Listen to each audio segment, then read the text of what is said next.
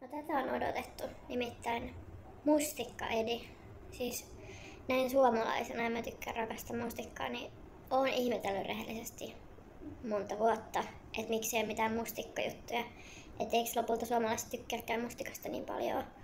Mut nyt on tullut mustikkaedi, pisteet siitä ja ylipäätään kaikesta. Mä oon huomannut muutenkin, että on tullut nyt just viime vuoden aikana kaikkea mustikkaan liittyvää, joten oikeasti pisteet siitä, mustikka on paras.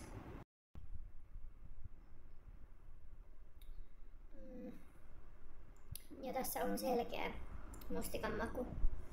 Et se ei mikään hailakka mustikka. Mun on nyt pakko mainita Nokian Panimo. Te teette tän mustikkalimun. Ja teidän kaikki muut limut on makeita. Mut sit jostain syystä tää mustikkalimu ei ollut yhtä makea niin kuin ne muut.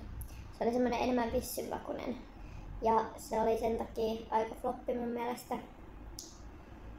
Mä toivoisin, että toi kokeiltaisiin tehdä uudelleen se mustikkalimu.